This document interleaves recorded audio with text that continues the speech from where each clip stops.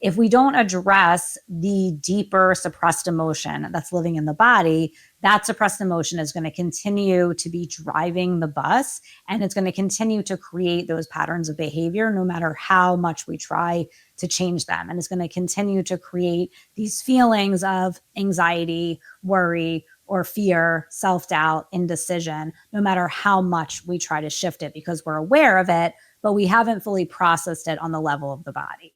I'm going to ask you this question, and I want you to close your eyes for a minute and take a deep breath and really feel into the answer. So this is a two-part question. One, what is my biggest fear? And two, where does that fear live in my body? And keep your eyes closed for a minute and just keep breathing, bringing your awareness into your body, and just notice what you feel. Notice if there's a part of your body that feels tight. Notice if there's an area where you feel a lot of sensation.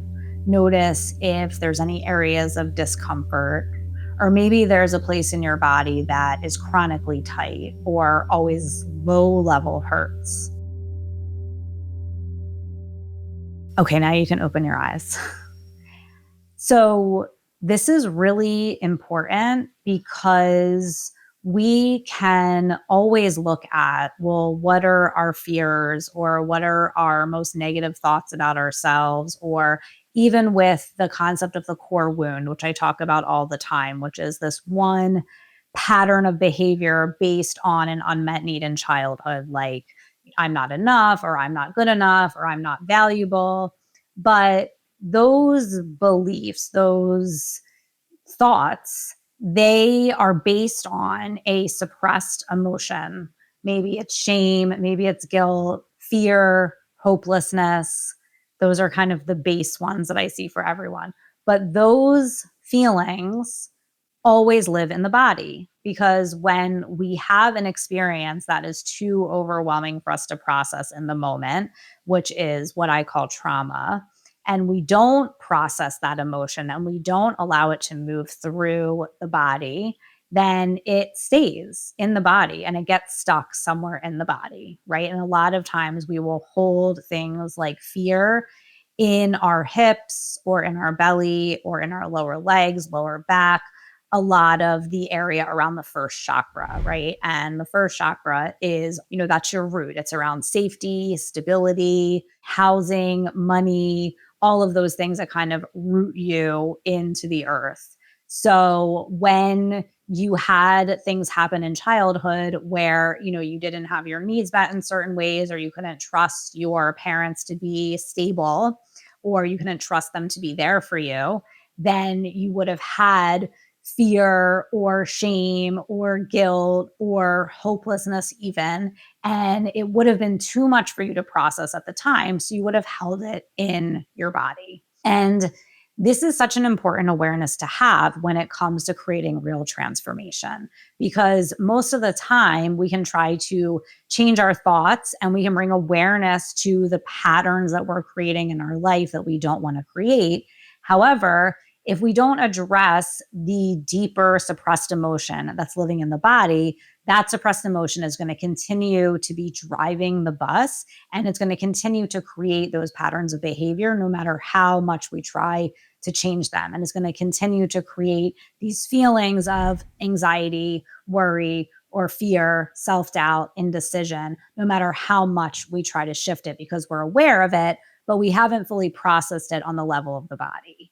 And that's why the breath work is so important, because it brings you into your body and it helps you to face and move through and confront what is actually happening in your body. And this is something that it sounds easier than it is. And I think this is a reason why so many people feel confronted by breath work or have resistance to it, is because they know that they're going to have to face those feelings that are present in the body that we use all these different coping mechanisms to try to avoid, right?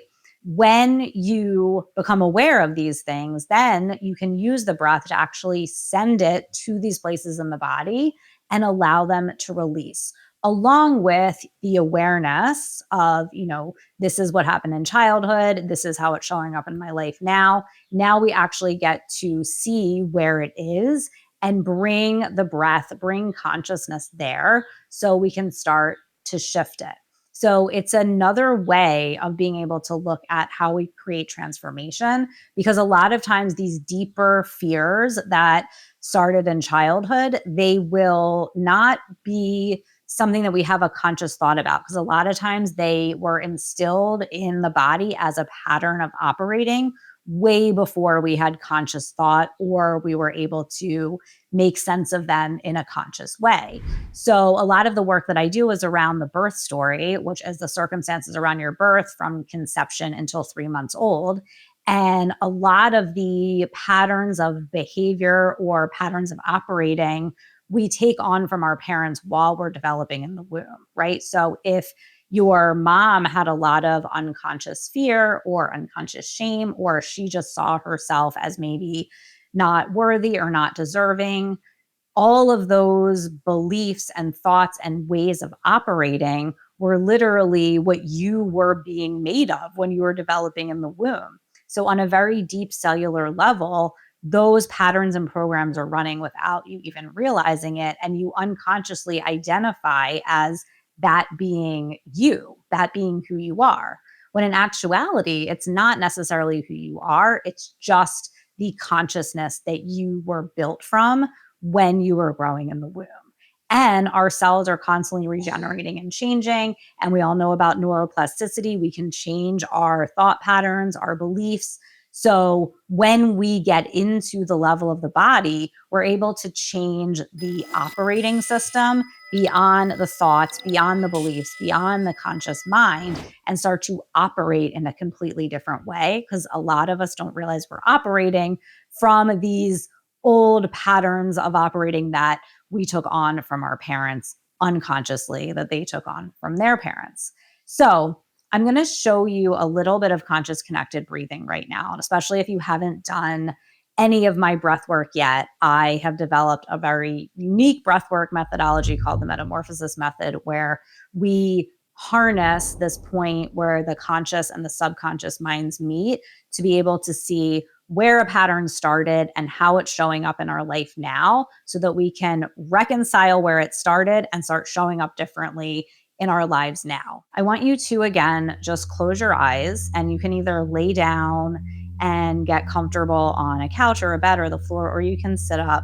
Close your eyes and just start breathing in and out through the mouth in a circular pattern with no space between the inhale and the exhale. And we're going to do this 5 times. And I just want you to notice what happens in your body and just bring awareness into your body and just notice. So here we go. You're going to do it with me.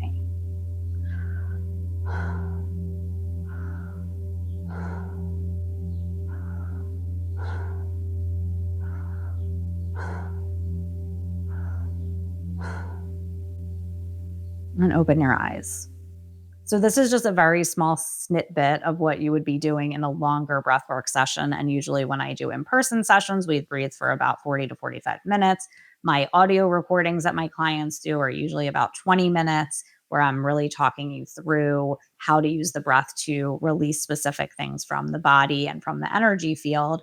But just notice, and I want you to even write down what happened for you during those 5 breaths, especially when we're already bringing awareness into the body, and just noticed what parts of your body kind of stood out to you, what might have felt uncomfortable, or maybe you were actually able to relax for the first time in a while and start to regulate your nervous system. Because a lot of times, what the things that we struggle with on a daily basis are simply because we don't have the skills to regulate, because we didn't have parents who had skills to regulate, so they couldn't help us regulate. So we're looking for other ways to help us regulate. And, we'll do that by distracting ourselves, or, talking to people, or, things that don't necessarily help on a deeper level. But the breath is a very quick way that you can start to regulate yourself and come back into the body, and then start to bring awareness around, well, where are these deeper feelings living in the body? And instead of trying to avoid them, taking a little bit of time each day to just go into them and feel them. Because when you feel them, they start to process and release, and then they're no longer driving the bus.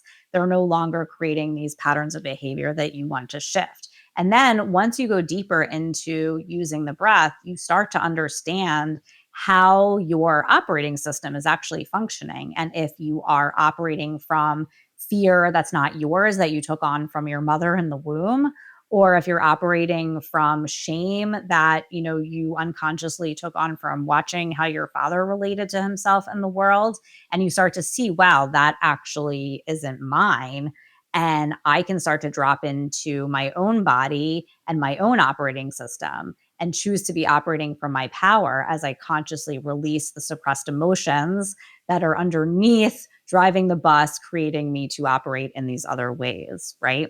So I want you to practice that breath for maybe 2 or 3 more times today and once every day for the rest of the week, and journal each day and just free write, but also be aware and write down what happened in your body. What did you notice in your body? And are you aware of where some of these deeper patterns, thoughts, or fears are being stored in your body? And can you start to bring awareness to them while you're breathing and see what happens? Because eventually you will create a shift.